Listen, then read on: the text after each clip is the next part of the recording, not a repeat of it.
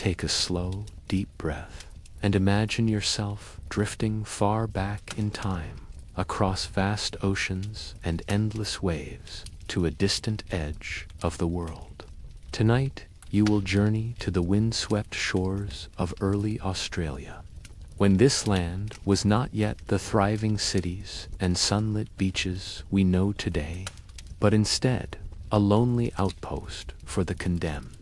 As you settle into your pillow, let the quiet rhythm of this forgotten history lull you.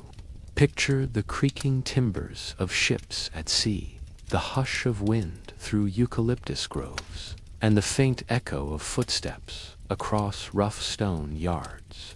In this story, you are not an explorer or a governor, but an ordinary convict, one among hundreds sent across the world to carve a settlement out of wilderness. Their days were long, their nights restless, their lives a constant struggle between hope and despair. You will follow their footsteps, wake with them at dawn, feel the weight of chains, hear the distant sea as they swing axes, shape new roads, and dream of freedom that might never come. And as you listen, allow the steady cadence of their words.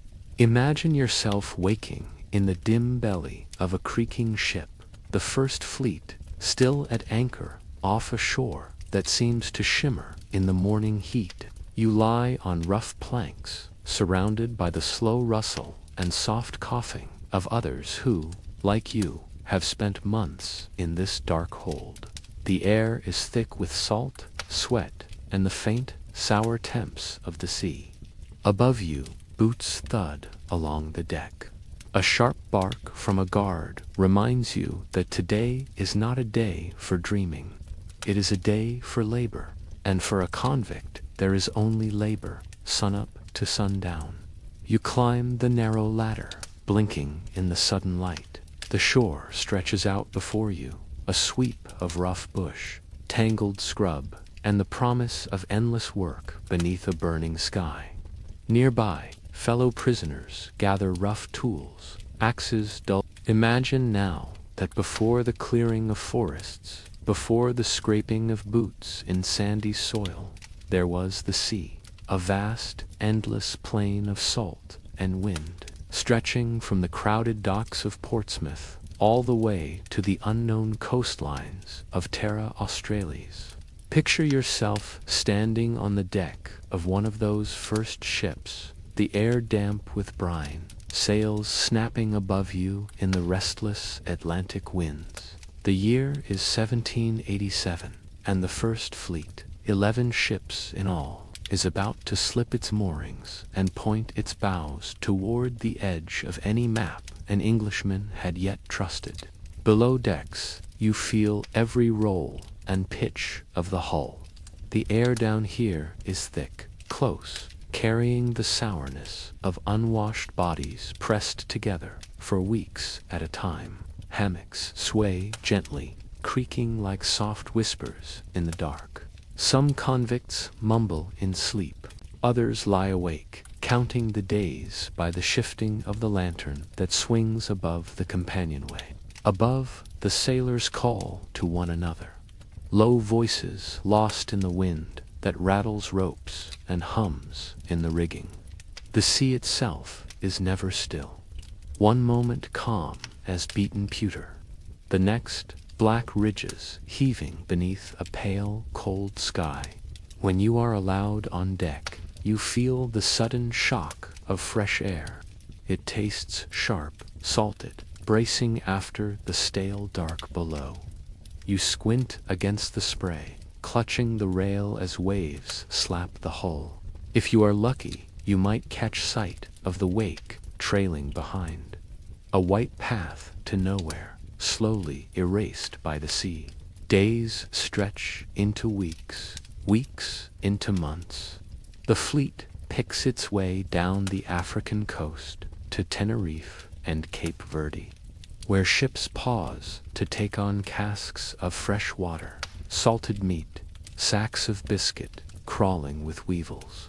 Then onward again, into the long reach of the Atlantic, where the horizon circles endlessly, and storms lash the rigging until canvas tears like old cloth. Men sicken in the holds. Some die quietly in hammocks that sway side by side with the living.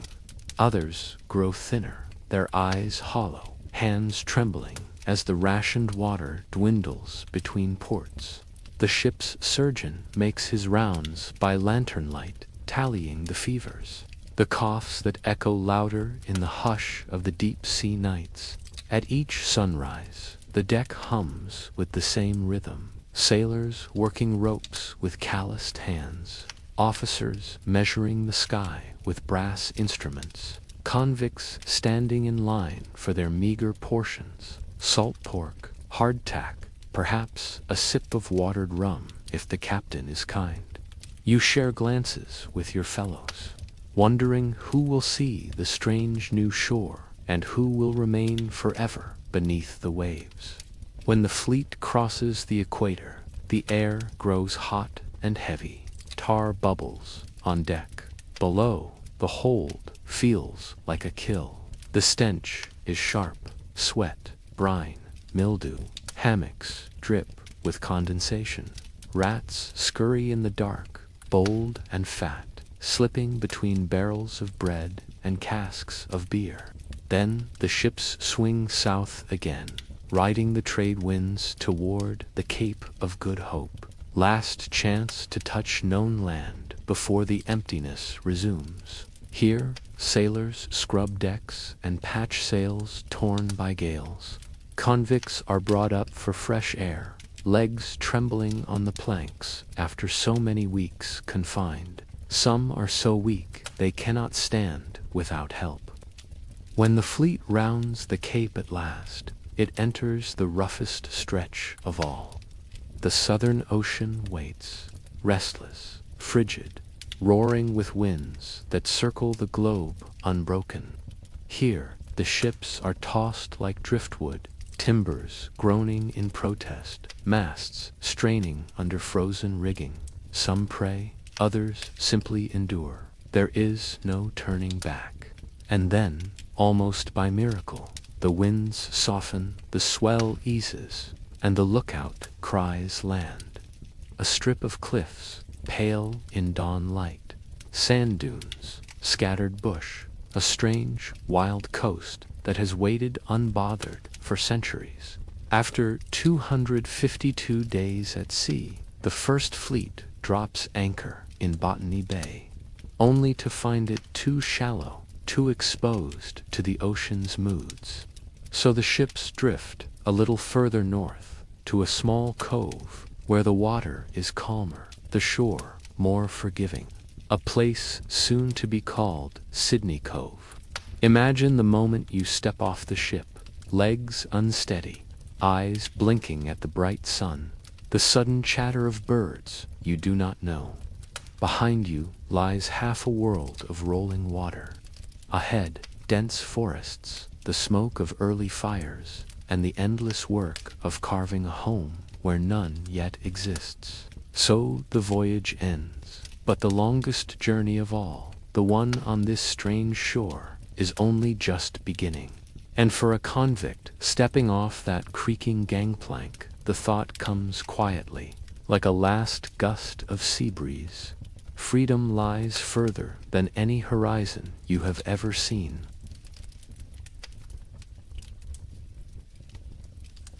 When you picture those first years in this new land, you might imagine endless forests, sweating convicts, and hungry nights under makeshift tents. But if you listen closely, you might also hear the quiet clink of glass bottles, the low rumble of barrels being rolled ashore, and the murmured dealings that would come to define power in the early colony. It is a truth often forgotten that in those first fragile decades, rum was not merely a drink, it was a currency, a bribe, a bracing comfort, and the quiet fuel for rebellion. Imagine yourself now not as a convict swinging an axe, but as a watchful figure standing in the narrow lane behind the officers' quarters. The air is thick with the scent of wet earth and the faint sweetness of spilled spirits seeping into the ground. It is the early 1800s, and the colony clings to the edge of the Great Bay. Official coins are scarce here. There are no proper banks yet, no steady trickle of gold or silver from Britain. Instead, rum flows where coins do not. Soldiers are paid in it. Merchants hoard it in barrels stacked behind locked doors. Farmers trade it for tools or livestock. Some say the new settlement is built as much on rum as on the back-breaking labor of those in chains. At the center of this quiet commerce stands the New South Wales Corps, a regiment of red-coated soldiers, nicknamed the Rum Corps for good reason. They do not simply guard the settlement. They control its trade. They ration the casks. They decide whose cup is filled and whose debts deepen drop by drop. In the middle of this fragile balance arrives William Bligh, a man already infamous for the mutiny that once tossed him from his own ship, the Bounty, into an open boat on a wide Pacific Sea. He comes to Sydney not as a sea captain this time, but as governor, charged with bringing order to a place that has learned to bend rules as easily as saplings in the wind. Bligh sees the power the Corps wields through its rum monopoly and moves to break it. He tries to ban the use of spirits as currency. He forbids the barter that feeds the secret taverns hidden between rough huts and storehouses. He confiscates private stills. He fines, punishes, and lectures, determined to wrest control back into official hands. But this far from London, power does not always obey the neat lines on a governor's parchment. The officers push back, politely at first, then more boldly. They mock his orders, skirt his bans, trade barrels under cover of darkness. Tensions gather like distant thunder. Picture, then, that January day in 1808, the day the rum barrels and quiet whispers tip into open revolt. Redcoats march down the narrow track that winds towards Government House. They come with drums muffled but muskets loaded. At their head rides Major George Johnston, resolute and calm. A man who knows this far shore answers to power, not parchment. Inside, Bligh tries to bar the door, but resistance is futile in this small, raw outpost. They find him hiding, some say, behind a bed, a last attempt to escape the force gathering in his yard. He is placed under arrest, a governor deposed not by distant rebels, but by the very men sent to guard his authority. This quiet coup becomes known as the Rum Rebellion, the only military overthrow of government in Australia's history. And when the dust settles, power stays just where the Corps wants it, wrapped in barrels, measured by the cup, passed hand to hand through lonely bush taverns and down creaking ship gangways. The rebellion would echo for years. London would send new governors, new orders, new threats of punishment for those who defied the Crown's fragile hold. But on these sandy shores, far from Parliament's polished floors, rum would remain, the hidden currency that softened long nights, eased hunger, and bought the loyalty of men who carved new roads through a land that cared little for their rules. So, as you drift deeper into this quiet past, imagine the soft slosh of barrels in the hold of a ship at anchor, the hush of coins that never came, and the taste of rum on the tongue of men who built a colony drop by drop and defied a king with nothing but courage, silence, and the oldest vice of all.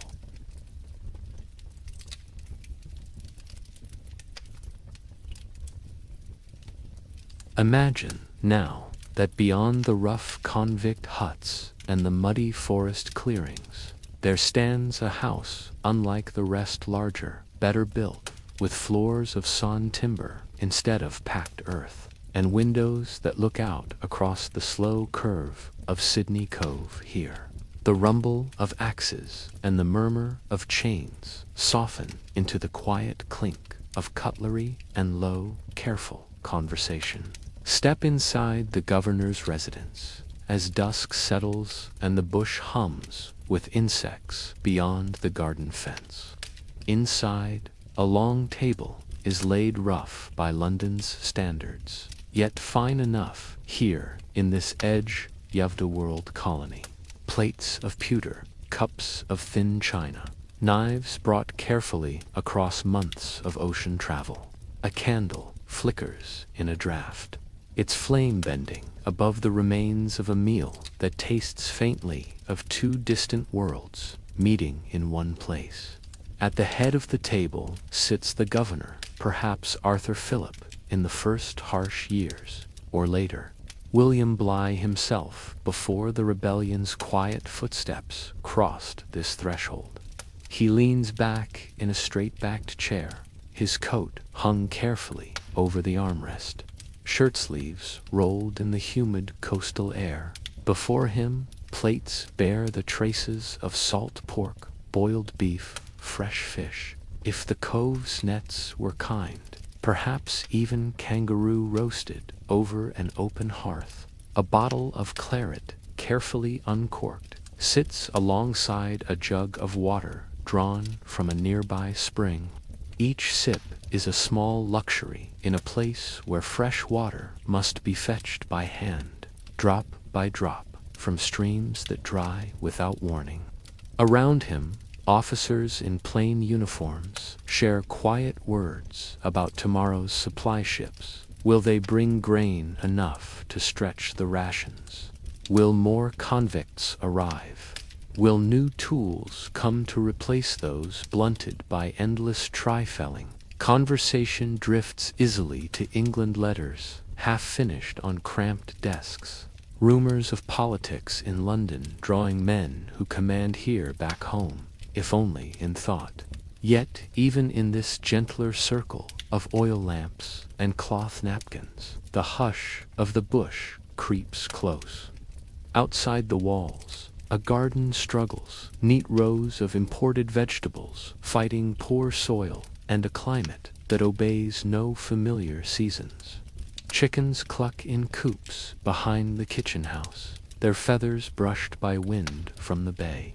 Servants pass in and out, some free settlers, others convicts trusted enough to carry dishes, fill cups, and clear plates without fear of sudden theft. The conversation is polite, the food plain by Europe's standard, yet this small ritual of linen, glass, and soft voices is an anchor of order in a settlement where order so easily frays. Here, at this table, the governor reminds himself and his officers that the king's presence is more than a name on parchment. It is carried in each carefully portioned meal, each measured sip, each word spoken in steady calm. Beyond the shuttered windows, a distant shout reminds them that not every soul here sleeps with a full belly or a full cup. Outside the fence, the dark hush of the bush remains vast, waiting, patient, indifferent to the ranks and coats that divide governor from prisoner. And as candles burn low, the governor pushes back from the table, takes up his pen, and drafts reports that will cross oceans, slow messengers of hope, complaint, ambition, all tied to this strange place where each meal must be earned, each day measured against the forest's relentless edge. So imagine yourself drifting now from the warmth of the table, out through the garden gate, into the hush of eucalypts and the soft rustle of nightbirds. The table fades behind you, a small island of civility in a wide, indifferent land as you move onward to the stories waiting beyond its flickering light.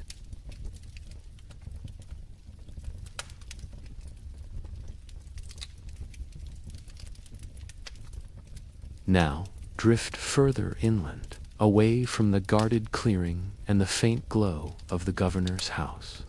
Beyond the well-worn tracks that curl around Sydney Cove, follow the faint path of footsteps pressed into sandy soil, leading you deeper into the hush of the bush where shadows gather under the moon. Here, in the tangled scrub and ghost gums, another life flickers at the colony's edge, the hidden world of the bushrangers, men who slipped their chains and vanished into the wild, choosing the peril of freedom over the certainty of another sunrise in irons. Picture yourself crouched beside a low fire beneath a canopy of branches. The flame is small, carefully banked with stones, its glow dulled by leaves to avoid the searching eyes of troopers on patrol. Around you, rough blankets are spread over damp ground. A battered tin pot rests in the coals, hissing gently as water boils for weak tea. A man sits opposite you, coat patched, boots worn near through. He holds a battered pistol close at hand. Old, perhaps unreliable, but better than none when the law rides too near. His eyes flick between the shadows, measuring each sound of a night bird or the distant crack of a branch under a possum's tread. By day, he is ghost and rumor, slipping between gullies, hiding in rocky caves, stealing bread and salted meat from lonely farmsteads. By night, he is a story that passes between convict huts like an ember, the tale of a man who would not swing an axe for another's wealth, but would vanish into the trees, rifle at his shoulder, boots silent on dry leaves. You sip the tin cup he offers. The tea is thin, but warm enough to settle the ache that creeps into bones after a day spent moving through rough country. The scent of burning eucalyptus drifts upward in lazy spirals. Somewhere not far off, a creek murmurs over stones, a hidden track of silver beneath the moon. These men, and sometimes women, were thieves, outlaws, rebels in a land already carved from punishment. Some were cruel, some desperate, some became legends, woven into ballads sung in low voices by convicts around their fires. They robbed the drays that rumbled along bush tracks. They lifted coins and salt pork from outlying farms. They traded stolen goods for whispers of safe routes through thick scrub and sandstone ridges. Yet their freedom was never easy. The bush gives shelter, but little mercy. Food must be hunted, traps set by starlight, snares checked by dawn. A single slip of boot or careless trail of smoke brings the mounted troopers, men who know these gullies well and follow the crack of a branch or the flicker of ash like hounds on a scent. So tonight, the bushranger keeps his voice low, his pistol close, his eyes sharp even as he leans against the trunk of a scribbly gum. You feel the weight of the forest around you, the creak of branches overhead, the restless insects, the echo of a distant dingo's cry carried on the breeze. Here, beyond the reach of the governor's neat table and the clink of pewter cups, freedom is raw and restless. It comes with the constant worry of capture, the bite of cold rain without a roof, the uneasy thrill of living by your own rules in a land that respects few of them. As the fire sinks to glowing embers, you pull the rough blanket tighter around your shoulders. Tomorrow, the outlaw will move again, deeper into the hills, or perhaps down to the track where wagons carry flour and rum and letters from the far world you left behind. For now, you close your eyes beneath the branches. The forest hums around you, and somewhere far off, the guarded clearing sleeps on. Now, drift your thoughts south, far from the quiet rebel fires hidden in the New South Wales bush. across the restless sea that curls cold and gray around an island once known as Van Diemen's Land. Here lies Port Arthur, a settlement more prison than town, more warning than refuge. Its name spoken in hushed tones by convicts who knew that a sentence here was not just punishment, but a place that tested the very edges of hope.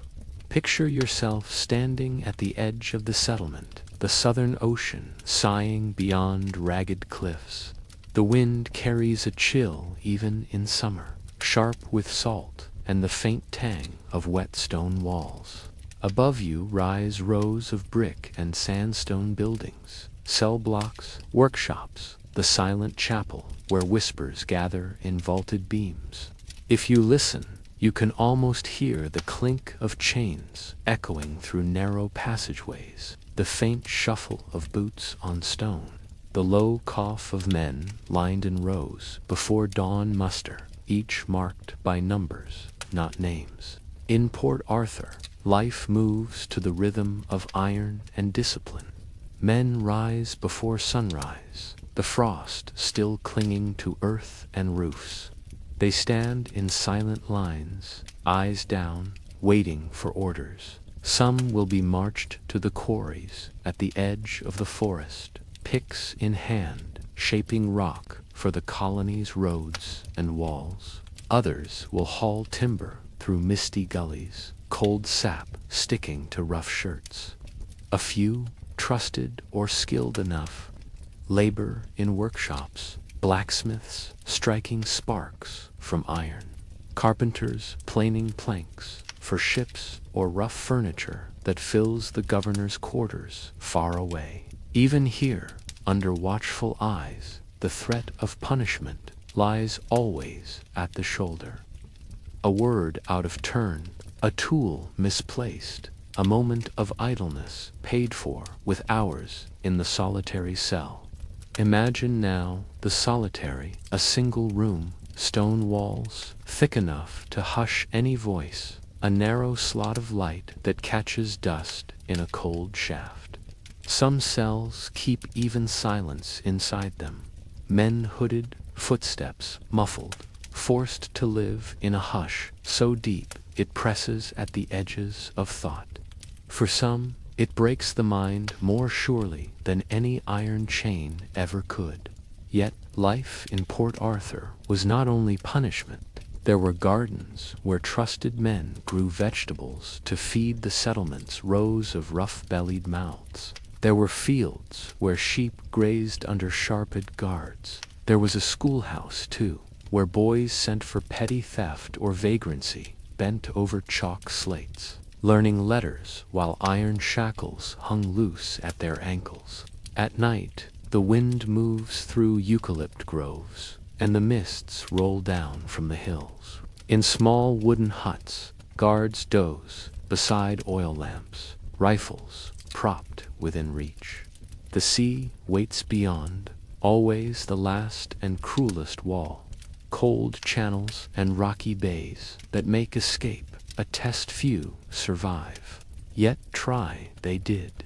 Tales of men slipping into the brush, guided by moonlight and the hush of the forest. Some hid in hollow logs or under piles of brush, waiting for patrols to pass. A handful managed to steal small boats, pushing out into the black swells with oars cut from rough timber and prayers whispered into salt spray. Most were caught. A few vanished forever, becoming another rumor traded between cell walls and quarry stones. Tonight, if you stand at the edge of Port Arthur, you might imagine the soft rattle of those chains long stilled. The stone ruins that remain hold the stories like breath between their walls, murmuring reminders of men who chipped at rock and hope alike, who dreamed of the distant bush as they walked the line between submission and survival. And as the southern ocean sighs beyond the cliffs, you drift with it, away from Port Arthur's cold stones and watchful towers. into the quiet bush where shadows gather secrets, and tomorrow always waits just now. Drift your thoughts away from the cold stones of Port Arthur's prison walls. Let the sea's sigh fade behind you as you travel inland once more, to a place whose name carries a softer shape but no softer truth, the female factory. Imagine low buildings of rough brick built behind high wooden palings. They stand on the edge of a river or a scrubby hill, depending on where the settlement took root, Parramatta, Hobart, or further still. Here the word factory does not mean chimneys and iron gears, but rows of washtubs, piles of unwashed linen, and the constant rhythm of women's hands at work. Picture yourself stepping through the tall gates as dawn breaks. The air is cool, the scent of wet stone mixed with soap and smoke from cook fires still smoldering from the night before. Inside, women stand in long lines, rows of skirts and bonnets faded by salt air and endless sun. Some cradle infants on their hips. Others bend over buckets, water sloshing against wooden sides as they scrub shirts and sheets that once lay on the governor's table or the warder's cot. For many, this is where the journey ended after the first fleet, or where a second sentence began. Theft, drunkenness, disobedience. The female factory swallowed them all. Some came directly from Britain's courts, their passage marked by whispered rumors of petty crimes or stubborn defiance. Others were born here, daughters of convicts who never saw England's cliffs again. In the laundry rooms, steam curls through narrow windows. Rough soap stings the hands and the eyes. Water drips from skirts onto stone floors, worn smooth by decades of footsteps. Beyond the laundry lie the yards, fenced spaces where women wait for work, for meals, for the small chances that might change everything. Some dream of marriage, a ticket out, offered by settlers or soldiers in need of a wife to tend a hut on the edge of the bush. Some hold children close and wish for softer days. Others bend quietly to rules they never wrote, hoping to earn a ticket of leave, permission to work for wages, to buy small freedoms a shilling at a time. But there is laughter here too, low and wary, sometimes sharp, secrets passed in whispers, a quiet barter of news or favors. In corners, rough scraps of cloth are sewn into hidden pockets, a stolen loaf or bottle hidden away against the rules that watch every move. At night, the gates close tight. Guards pace the fence line by lantern light. Inside, women sleep in long barracks, bodies close for warmth when the wind rattles the shutters. Infants fuss in the dark, soothed by soft murmurs. In sleep, some drift back across the sea in dreams, to London streets, to the rough comfort of alleys and markets, to families left behind. Outside the fence, the world turns. Soldiers on patrol, settlers carving paddocks from the bush, convicts swinging axes by the light of dawn. But inside the female factory, the days pass in a quiet churn of soap and cloth and muffled hope. Sometimes a name is called. A woman steps through the gates, her hair pinned neat, her eyes cast low, led away to a small marriage in a wooden church or a farm cottage waiting days away by cart. Sometimes she never returns, sometimes she does.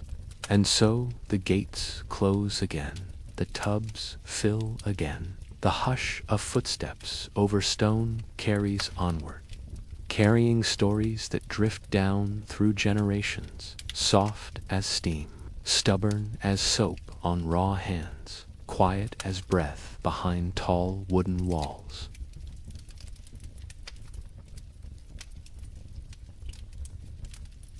Close your eyes now and imagine the hush before any ship's sail rose on the horizon, long before the creak of convict carts and the clink of iron chains, long before the governor's table gleamed with pewter plates and salt pork, long before any name called Sydney or Port Arthur was written on a map.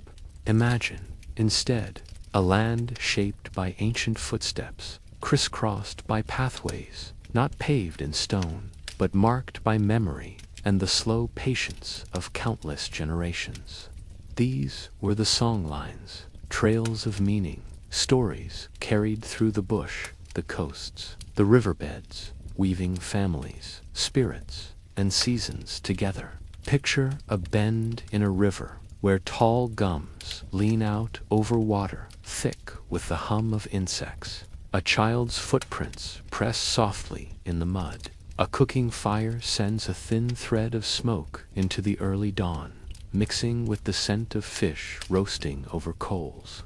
The people here know every bend in this river, every patch of reed that hums with frog song, every tree whose bark can be coaxed into a canoe with quiet skill. When the first fleet arrived, sails white against a bright sky, these people watched from the shoreline, curious, wary, voices hushed. Canoes slipped through the shallows as figures stood in the shadows of bankside trees, wondering what new spirit had crossed the waves. At first, there was wonder, strange clothes, glittering metal blades, bottles of strong drink that bit at the tongue. Gifts were offered, sometimes with genuine goodwill, sometimes with the quiet calculation of men who knew trade as power. For a moment, the pathways of the old world and the new crossed like threads woven into a fragile fabric. But soon, the fabric strained. The newcomers cut trees for timber, fenced hunting grounds, tethered sheep where kangaroo once roamed free. Sacred fishing coves filled with the slap of oars and the hiss of sand piled into banks for rough new huts. Rivers clouded with silt and the dust of cartwheels. For the people who belonged to this land, whose ancestors had walked the same trails for countless seasons, this was no distant history lesson. It was the slow hush of loss, spoken in the creak of axes and the clatter of pots, in fences where once there were only tracks. Some chose to move further inland, following the old pathways into forests that might still offer quiet. Others stayed near, watching, working when pressed or tempted by flour and tobacco, or simply enduring as watchers of a world that shifted under their feet. Conflict flickered at the edges, not always open battles, but quiet moments of resistance. Spears against musket barrels, burning huts under moonlight, footprints vanishing into gullies no map could pin down.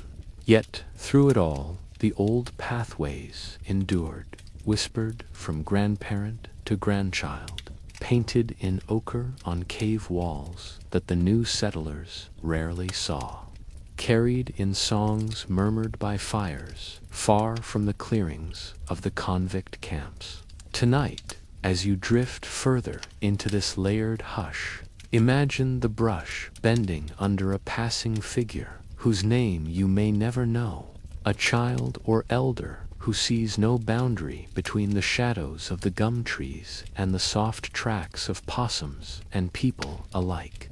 Even now, long after the first sails vanished over the horizon, those stories linger, softer than wind in the trees, patient as the land itself.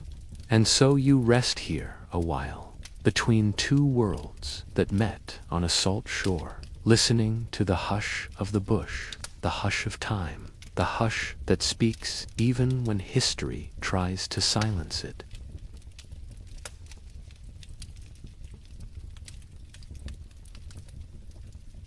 Now imagine the coast, not the safe, sandy curve of Sydney Cove or the calm slip of rivers through settlements, but the wild places where the land meets the sea with a raw edge.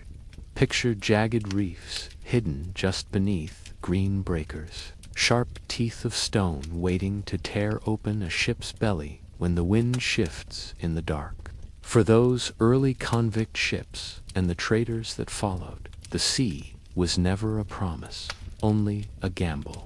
The same ocean that carried prisoners from the distant northern world could turn cold and cruel in an instant, shattering timbers, scattering barrels and crates across a rocky shore.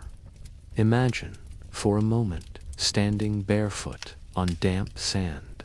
A storm has passed, leaving driftwood and splinters tangled with seaweed. Nearby, a hull lies broken on its side, half buried by the rising tide. Some wrecks came suddenly, storms that gathered like fists, winds that pressed masts to the water. Crews heaved ropes and prayed by lantern light, while the waves pounded decks already slick with spray. Some were pushed by poor charts and rough guesses, sailing blindly toward reefs that showed no mercy. One by one, the coast claimed them.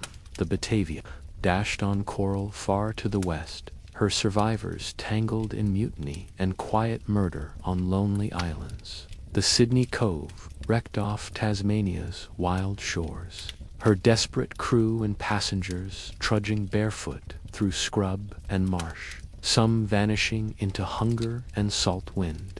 When a ship foundered, its people stepped ashore, dazed. Convicts, sailors, officers alike, suddenly equal in the hush of survival.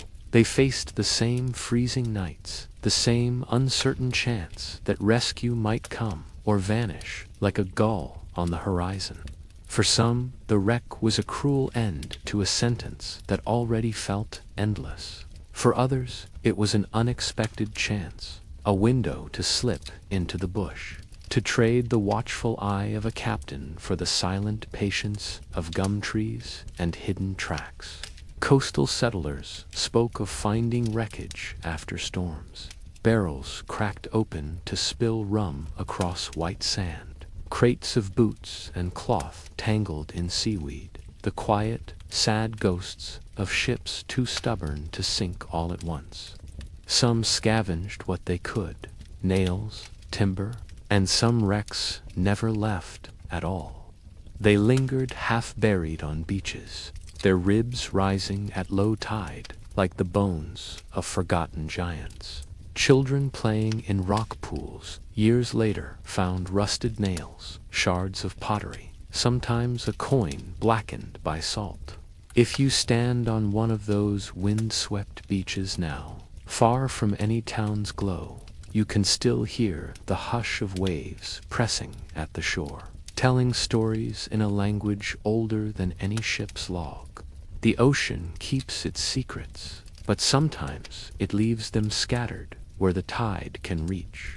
A plank of oak worn smooth as driftwood, a ghostly mast tilting under the moon, a reminder that even the strongest hull bows to the endless pull of the sea.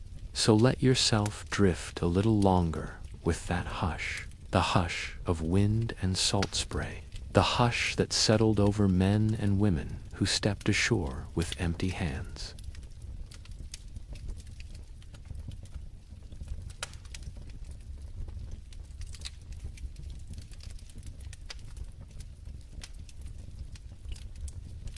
Follow the rough roads that coil through the bush, where tall gums sway and the dirt tracks are carved by boots and wagon wheels alike.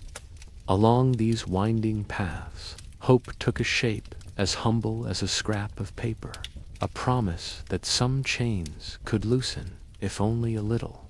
It was no pardon, it was no full freedom, but it was permission to step just a little outside the iron boundaries of the barracks and stockades.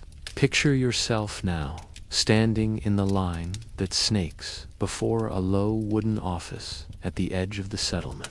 The sun presses hot through your rough shirt. Your boots, if you have them at all, pinch your feet raw after miles of clearing roads or hacking stumps from stubborn clay. When your name is called, you step forward, hat in hand. A clerk with ink-stained fingers glances at your face, matches it to the list. He asks your crime, your conduct. He weighs a word whispered by your overseer. Steady worker, no trouble, sober when watched. And if fortune leans kindly for once, he scratches out your name in a new column. You walk away with a folded slip that rustles in your pocket with every step. A ticket of leave did not set you free. It gave you boundaries. A district you could not leave without permission. Wages you could earn under watchful eyes. You might be allowed to build a small hut at the fringe of a town. Marry if you could find a willing hand. Plant a rough garden in soil you did not own. You worked for settlers and merchants, hauling bricks, mending roofs, tending sheep that were never yours to claim. Yet within these small limits, life changed. You could taste meat more often than salt pork alone. You could bargain for cloth, mend your boots, carry a few coins to a quiet tavern when the day's work was done. Some found enough trust to open small shops, to teach trades learned in cellars and stables far across the sea. But the ticket was fragile, like a candle guttering in the wind. A quarrel in a tavern, a stolen loaf when wages fell short, a lie told to a watchful constable. Any slip and the parchment turned worthless. The slip was torn, the irons brought back, the road gangs waiting again with their dull axes and restless guards. Still, for many, the ticket was a thread worth holding tight. It carried a man from iron to a measure of dignity, from a cot in the barracks to a rough table in a hut he could almost call his own. For a woman, it might mean a steady ration of flour for her children. An evening without the watchful eye of a matron at the factory gates. Signed their names freely, no longer counted as cargo in the ledgers that crossed oceans. Picture that slip of paper folded in a rough pocket, a promise that tomorrow might not always echo with chains, that a hard-earned garden, a quiet cup of tea, a child safe in a warm corner might be waiting when the sun rises again.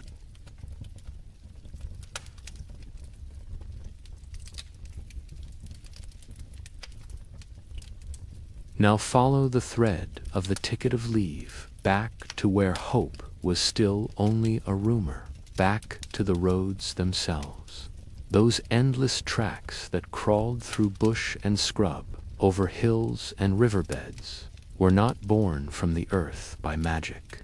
They were chipped, hacked, leveled, and beaten into shape by men who moved in rows, bound not just by orders, but by the iron links that rattled softly with every step. Picture a chain gang at dawn. The air is still cool, the mist clinging low over eucalyptus groves and distant paddocks. Men stand in line, boots crusted in dried mud, ankles shackled in pairs by iron cuffs that bite if they lag behind. Each man holds a spade or a mattock, its handle worn smooth by countless blisters before his own hands gripped it.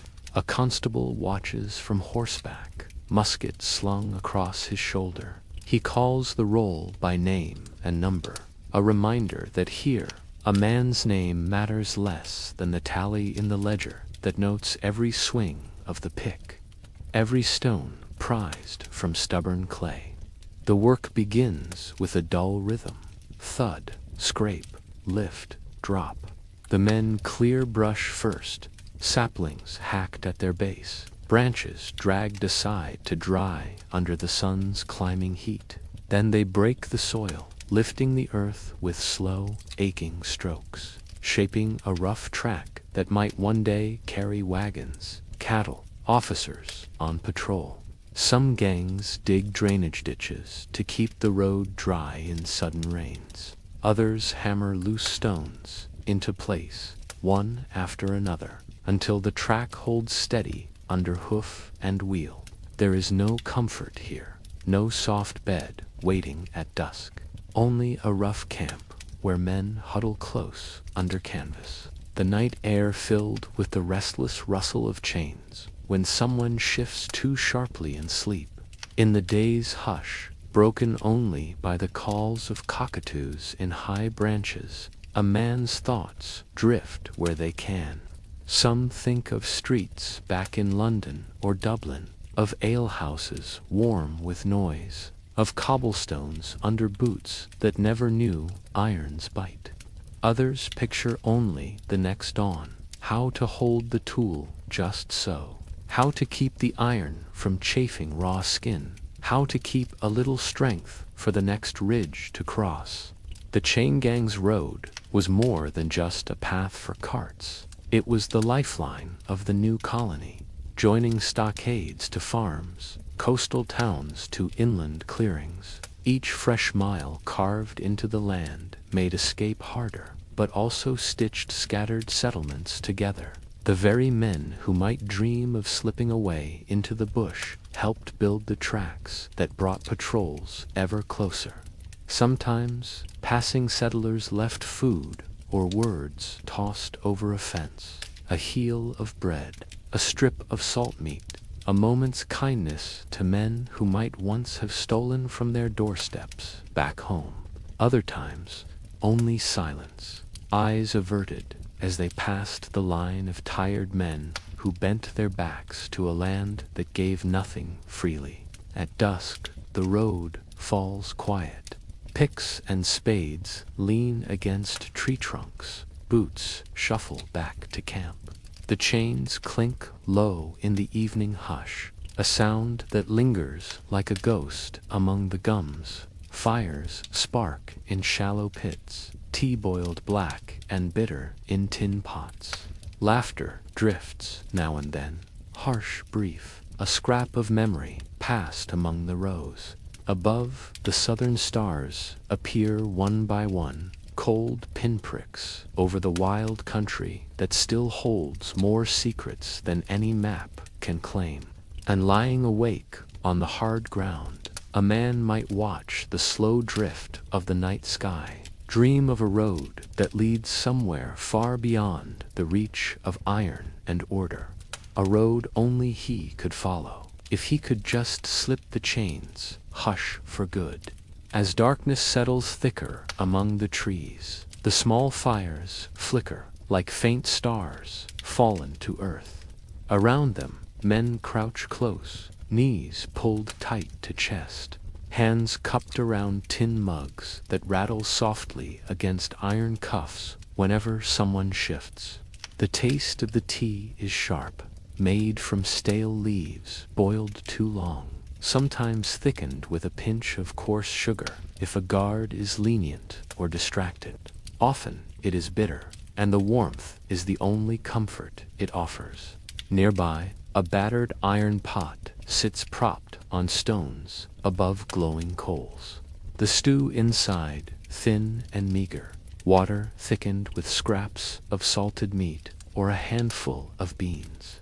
If the ration wagon did not run dry that week, conversation drifts among the circle in hushed murmurs. Memories traded like quiet coin, streets lit by lanterns back in London, the clatter of hooves on slick cobblestones, the flicker of a pub's hearth on a winter night.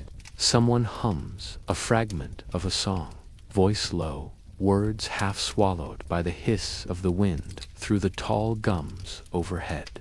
If you lean back now, shoulders pressed against a cold log, you might see how the road you helped carve cuts a faint, pale line through the dark forest, a wound in the land that will carry boots and wagons and stories for years to come.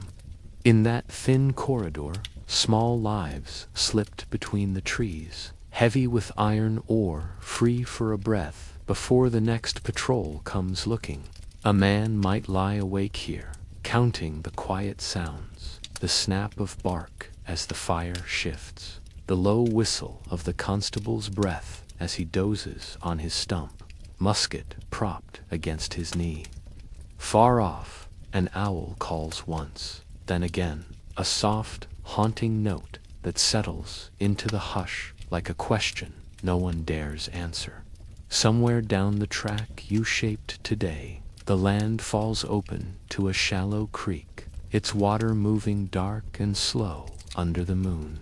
It's there that some dream of slipping the chain, one man helping another file through the link, while the guard's back turns or his eyes grow heavy in the last hours before dawn.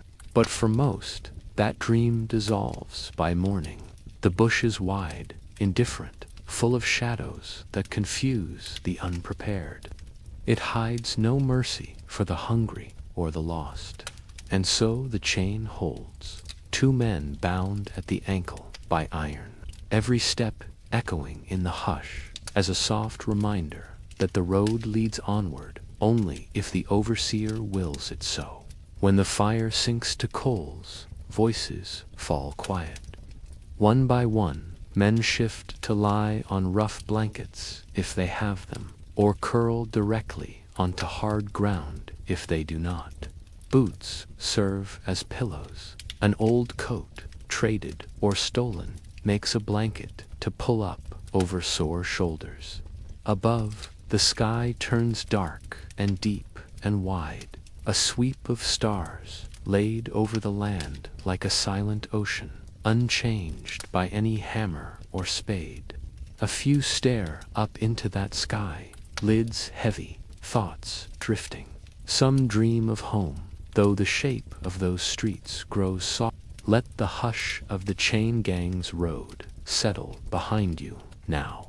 Follow instead the quiet rattle of tin plates and the soft scrape of spoons on rough wooden tables. The small, steady rituals of eating that filled bellies, just enough to swing an axe, haul a stone, survive another dawn. Picture a rough mess hall at the edge of a clearing, 4 crude walls of sawn timber, a roof patched with bark and tar. Inside, a long table runs the length of the room, its surface scarred with knife marks, notches, and the faint ghost of names, scratched by hands that once dreamed of London's crowded streets or Dublin's hidden courts. Men file in at dusk or before dawn's first light, shoulders damp from rain or sweat, boots crusted with red clay from the day's work. Each carries a battered tin plate or a wooden bowl, precious enough that some carve a mark or a shape into the rim to know it is theirs alone. At the head of the line stands a cook, perhaps a convict himself, trusted enough to ladle the portions but watched close enough to keep honesty within reach. Beside him, iron pots bubble over a low hearth, their contents a simple brew, boiled, salted meat, water thickened with a handful of oats or peas, if luck or shipment allows. The smell is strong but plain, salt, grease, the faint bitterness of weevil-bitten flour worked into flat bread or dumplings. Sometimes the bread comes half-burnt, the edges black, where the cook's tired eyes drifted away. Yet even the burnt crusts are precious. They vanish quickly under hungry hands. You sit on a rough bench, shoulders pressed against the man beside you. The tin spoon scrapes the bowl in a slow rhythm, bite by bite, a thin stew that clings to the sides as you chase every drop. Talk is low here, voices muffled by the clatter of tin. The hush of tired men who know there is little more waiting once the pot runs dry. Some meals bring small surprises, a scrap of fresh fish caught in the cove, if a net found luck, a twist of wild herbs picked by a trusted hand along the creek bank. Rare gifts, bright against the daily sameness of salt pork and ship's biscuit gone soft in damp barrels. And always there is tea, black, bitter, boiled dark, in a dented pot that passes from cookhouse to clearing, sweetened if the sugar holds out, or else drunk plain, strong enough to chase the taste of brine and weevil away for a moment. When food runs short, bellies tighten, rations stretch thin, salt meat sliced thinner, biscuits rationed to crumbs, fresh flour replaced by coarse meal thick with grit. Hunger settles into the bones like an old, unwelcome companion, never leaving, just waiting for a moment's slip. Yet here, in this hush, over plates and tin cups, men share scraps of laughter, too. Old stories half remembered, jokes traded low to pass the time, while spoons scrape empty bowls. Sometimes, when the overseer's gaze softens, an extra crust finds its way into a pocket, carried carefully back to a mate waiting at the edge of camp. Outside, the night breathes quiet through the cracks in the walls. The smell of stew fades, replaced by the sharp temps of wood smoke and the distant hush of the sea. Tin bowls are stacked near the hearth, plates wiped clean with scraps of stale bread. A few men linger, warming hands over the coals before slipping back to thin blankets and rough cots. Tomorrow, the same meal will wait, the same salted meat, the same hard biscuit, the same hush of hungry men measuring each spoonful as if it might be the difference between one more day of work and the long, slow fade of a body too worn to stand. And so you drift from this small room, stepping out into the night where the hush of gum leaves and the low sigh of the wind fold around you, carrying with you the taste of salt and tea, the quiet promise that sometimes the smallest meal is enough to see the sun rise again. Stay a while longer in this quiet mess hall, this place of simple hunger where the taste of salt and weak tea weaves through every breath. Look closer at the faces bent over plates and battered mugs. Some are rough with stubble, eyes shadowed by sleepless nights on hard ground. Others are younger, cheeks still round from the softness of youth not yet worn thin by work and ration lines. Along the walls, sacks of flour slump in corners, tied with frayed rope. Beside them stand barrels marked in black tar. Salt pork pickled long before the ship ever left the Thames. Each barrel is a little lifeline, a promise that tomorrow's stew might fill the pot again. But the promise is always fragile. One spoiled shipment, one storm-delayed supply ship, and the barrels stand empty sooner than the ledger planned. A man near you leans back, licking a finger to sweep up the last film of grease from his tin plate. He does it without shame. Hunger smooths the edges of pride until only need remains. Another breaks the crust of a stale biscuit between cracked hands. He holds it to the lantern light, tapping out the tiny black weevils that sometimes nestle in the flour. No one turns away. They know this ritual too well. The quiet flick of fingernails, the soft sigh when the bread stays mostly whole. Sometimes the cook, when he dares, adds a pinch of dried herbs, a slip of green that carries the faint memory of fields far away, a reminder that flavor, once common as breath, has become a small, sharp miracle here. Now and then, a ration day brings a sweet taste almost too tender to name. A small wedge of cheese, pale and sweating at the edges from weeks at sea, or a dried fig, shriveled but rich with a memory of sun that feels impossibly distant to men who sweat under gum trees all day. Such gifts vanish in a heartbeat, a mouthful savored as if it might soften the next day's work. In some huts, trusted men are allowed to build rough clay ovens. When flour runs high and salt pork comes in fat slabs, they bake coarse loaves that smell warm and real for a few fleeting hours. Crusts cracked and steaming, the rough crumb spread with a smear of fat scraped from the pot's edge. For a moment, a convict might feel like a baker again, not a number in a ledger. But the oven cools quickly. The next day, the bread goes stale or mold creeps in on humid air, and the men return to biscuit and brine.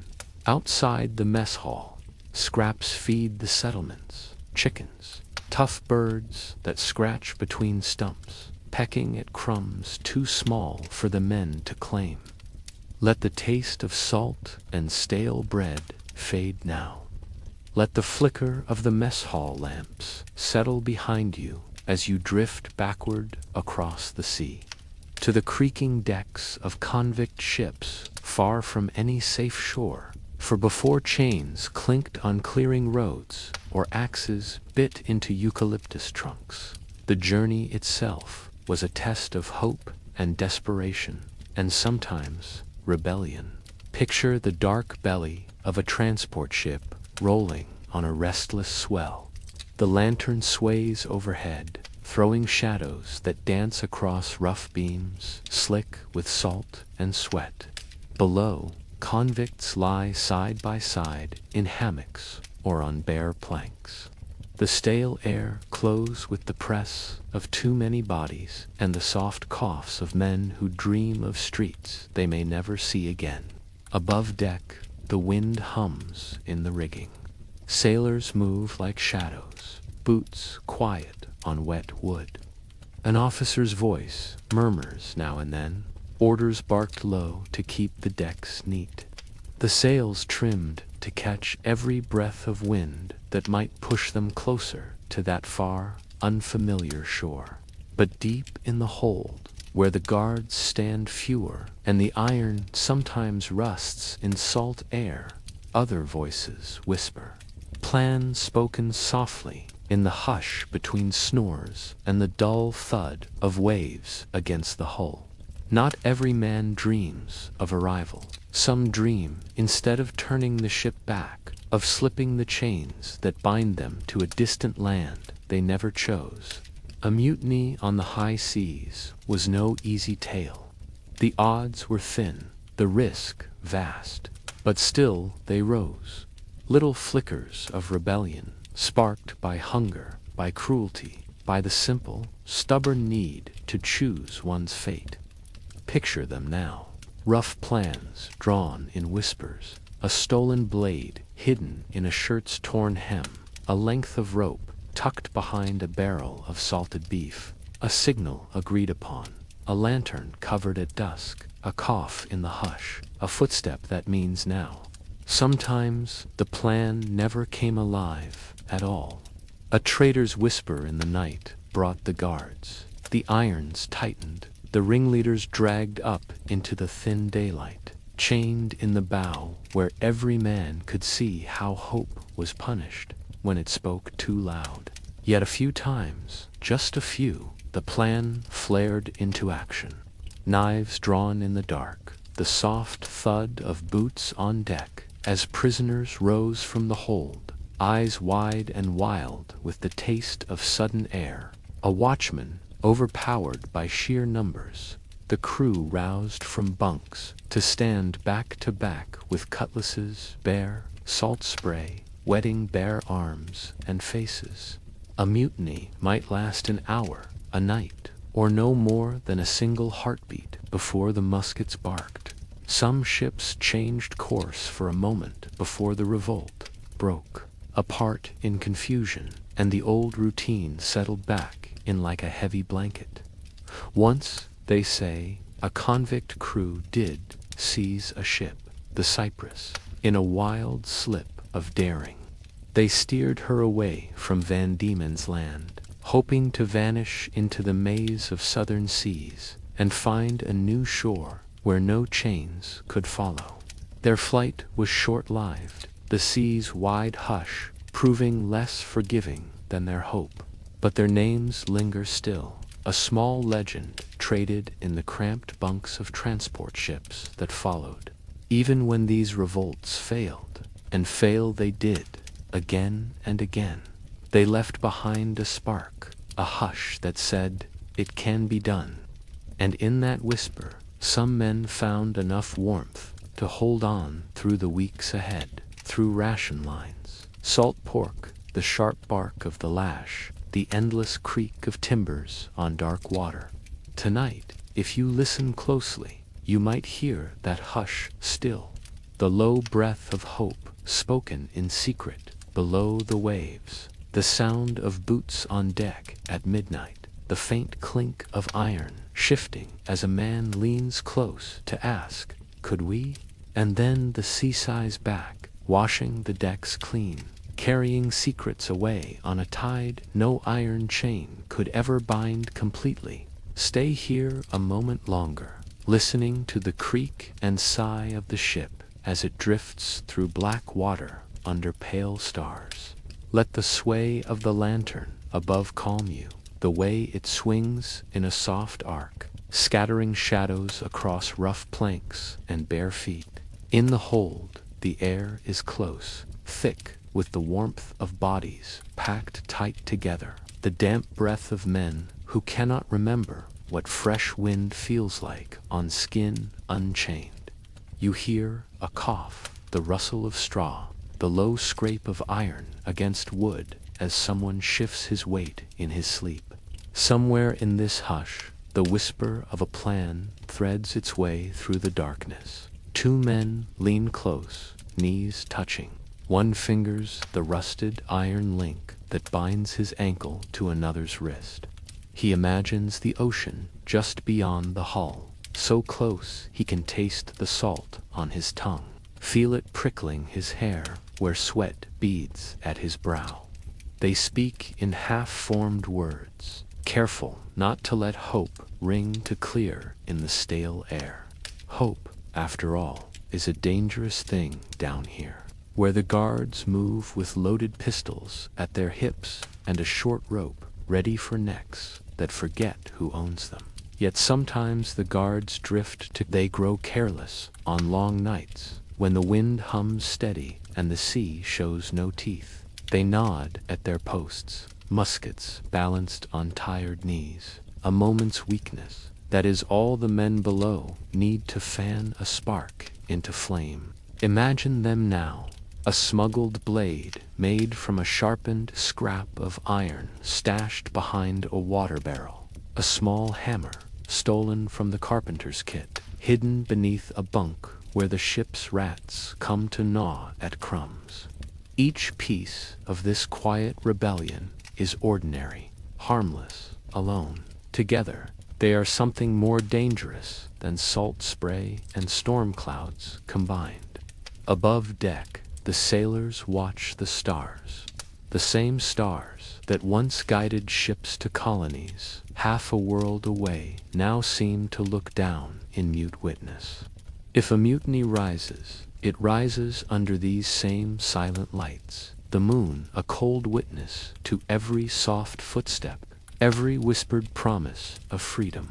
Sometimes the plan never lives beyond the hush, a slip of the tongue at dawn, a boast made too loudly over a ration of stale biscuit. A man tempted by the promise of leniency trades the secret for a softer post on deck, a bigger share of brine-soaked pork. And then the ringleaders are dragged up, blinking into sunlight they'd hoped to greet as free men.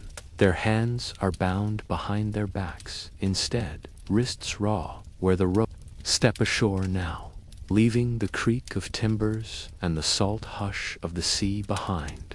Walk inland, past the muddy clearings and rough stockades, until you find the edge of a settlement, where the thin line of huts gives way to bracken and dry grass that rustles in the wind. Here, you will find small markers, simple wooden crosses, a pile of stones, a patch of earth sunken slightly from the weight of years. These are the resting places of those who did not last the voyage, or the first harsh winters, or the fever that swept through damp barracks when the rains came too soon. They called them burial grounds, but many were no more than paddocks borrowed from the bush, cleared just enough to hold the rows. No marble, no grand carving, just rough timber, split and nailed. Sometimes carved with a name if a friend or a brother risked the overseer's eye to mark. The wood before the grave settled back into silence. Imagine a man standing by a shallow pit at dawn, hat in hand, eyes lowered. He might be overseer or convict, preacher or mate. Perhaps he knew the dead man's crime, or the story he told of streets half a world away. Or perhaps he knew nothing but a name muttered in the mess hall, a cough heard in the dark, a shiver that turned to stillness before the first call of the rooster's crow. Sometimes they buried them at night, the freshly dead carried under a quiet moon to the edge of the clearing. A few rough words spoken, a cross hammered in. The earth pressed back down with the same shovels that cut ditches and turned roads by day. No family wept there, not in the way they did in churchyards back in England or Ireland. No stone angels kept watch. No fences or gates marked where the bush began and the burying ground ended.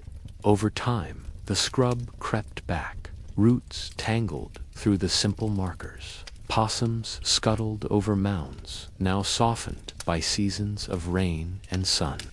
Yet these graves spoke, in their hush, of what it meant to carve a colony from unforgiving soil. How many slipped through the cracks of ledgers and lists, lost to fever or hunger, a slipped axe blade, a fall from a wagon, a bite of bad meat. Their stories drifted into the wind with the dust of the road gangs and the steam from the cookhouse pots. Years later, settlers built fences nearby. Sheep grazed where the old crosses once leaned. Children found bits of pottery or a rusted nail where a coffin hinge gave way to time. Some graves faded until no one living could say who lay beneath the tangle of dry grass and shadows. Yet if you stand there in the hush at dusk, the last light catching the edge of the bush, you might feel the soft echo of the lives once carried across the sea in chains and salt dreams. You might hear the faint breath of wind through the gum trees overhead, the same trees that bent quietly to watch the first convicts push spades into stubborn earth. Tonight, imagine your footsteps here, slow and respectful, between crooked markers, half sunk into clay. Each step a small remembrance, each breath a promise that, though names fade, the hush that holds them remains. So let the breeze move gently through the grass. Let the earth keep its secrets kindly. Let the forgotten graves rest where the wild roots weave through bone and memory, returning what was once bound in iron to the quiet patience of the land. Stay here a little longer, among the rough grass and leaning markers, where the hush lies thicker than anywhere else. Listen to the wind as it moves through scrub that grows where rows of wooden crosses once stood straight in raw earth.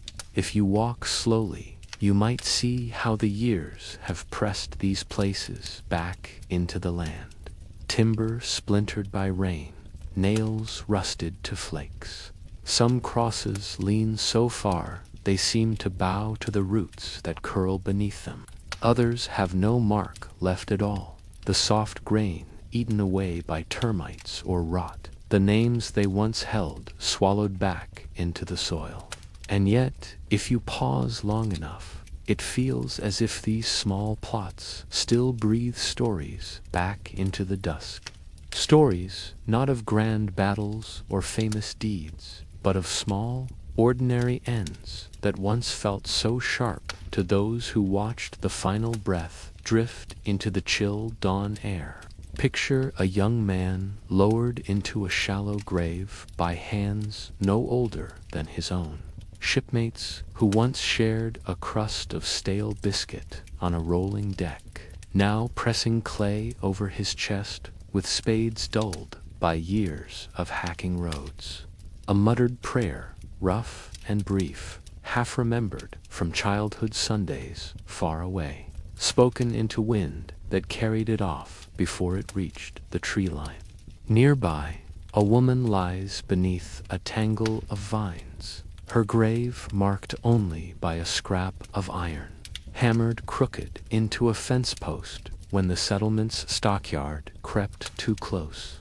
Perhaps she was once a washerwoman at the female factory, her hands raw from soap and river mud. Perhaps she dreamed once of streets paved with more than gravel and gossip, a small garden, a child's laugh that didn't echo off stone walls. Over the years, cattle brushed past these places, hooves tamping the earth flatter, pressing stone chips deeper with each slow grazing step. Sometimes children picked wildflowers from fence lines and left them on mounds. They didn't fully understand, tiny gifts that stayed only until the next breeze carried their petals away. And still, the graves remained, unmarked or half-marked, names worn soft like old cloth. Sometimes a lone caretaker, an overseer's widow, a settler's daughter, came with hammer and nails to write a leaning cross, to clear bramble just enough that the wood might stand another season before the bush claimed it again.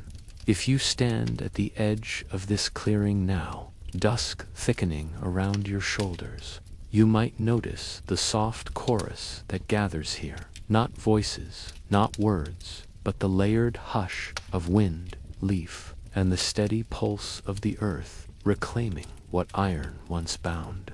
The same soil that swallowed footprints of chain gangs, the same soil that once caught the salted tears of men and women, half forgotten by the ships that carried them here. And so they rest, these lost names, these small, stubborn souls who did not cross oceans to be remembered in books, but who built the paths, the walls, the clearings that still shape the country's bones today. Each mound, each marker, a quiet testament to labor and loss, hope and hunger. So linger here for a breath longer. Let your footsteps fade into the hush. Leave no mark but a soft imprint in the grass that will vanish by morning. And as you step away, carry with you this gentle truth. Sometimes the stories that slip beneath, let the hush of those graves soften now as you drift forward through the slow unfolding of years. Imagine the rough clearings growing into streets, dirt tracks lined with tents, then huts, then cottages, roofed with weathered shingles and iron sheeting. The muddy pathways pressed into roads by boots and wagon wheels. The old stockades swallowed by stone walls and neat fences. What began as a penal camp, raw and restless on the edge of a wide, unknown land, settled slowly into a town, then a town into a city. Sydney, Hobart, Newcastle, each a small knot of hard beginnings bound by iron, salt, and sweat, now stretching outward with soft lamps that flicker, where once only the moon shone on clearing fires. Picture the ghost of a chain gang's road beneath modern tarmac, the faint echo of a quarry's hammer hidden under suburbs of neat gardens and flowering hedges. The graves lie under schools and parks now, their markers long vanished, but their hush carried in the wind that sighs through old gum trees, still standing watch beside playground fences and city lawns. Imagine a cottage built of sandstone blocks, first shaped by men who swung picks under guard, blocks now worn smooth by rain and time, tucked between office towers and shops, humming with voices that rarely pause to remember who once chipped at their corners. The convict's mark is there if you know where to look. A small chisel cut in the stone, a date half buried by creeping moss. Some stories drift more softly than others. A name in a ledger here, a scrap of a letter there, a line that hints at a child born on shipboard, a woman who earned her freedom tending sheep on borrowed land, a man who vanished into the bush and left behind only rumors and an old road bearing his name.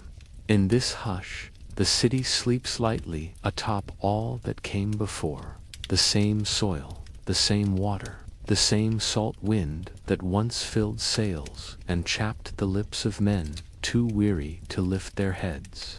Beneath street lamps and traffic lights, the hush of that old colony breathes on, in the way footsteps echo on sandstone steps, in the slow rustle of paper in an archive box, in the hush of waves that still wash the same worn shores. And for you, resting now, eyes soft behind your lids, breath deepening with the quiet rhythm of a story winding toward its end. This long hush carries a simple comfort that every road, every table, every quiet graveyard holds its piece of a larger story, one built of hard days and harder hopes. A story of beginnings that grew into something vast and sprawling and alive. So let your mind drift here, among the old stones hidden under the city's new bones. Let the creak of chains fade, the hush of waves soften, the footsteps grow still. The colony sleeps now, not forgotten, not gone, but settled deep in the roots that hold the city upright while you rest. Somewhere out there, the surf still whispers against sandstone cliffs. The gum trees sway in the dark, just as they did when the first campfires glowed along the cove. And above it all, the night sky holds the Southern Cross steady, just as it did for those first souls who dreamed of home while standing on the edge of a world that asked them to endure, to bend, to build, and, when the hush came, to sleep. So breathe slowly now. Let the hush of early Australia settle around you like soft earth over forgotten roots. Imagine yourself lighter than iron, softer than the hammer's echo, drifting in the space between past and present. When you wake, the roads will be here. The trees will stand watch. The city will hum over old stones and lost names, steady, patient, and always waiting to tell you another quiet story when next you drift this way again. Sleep well.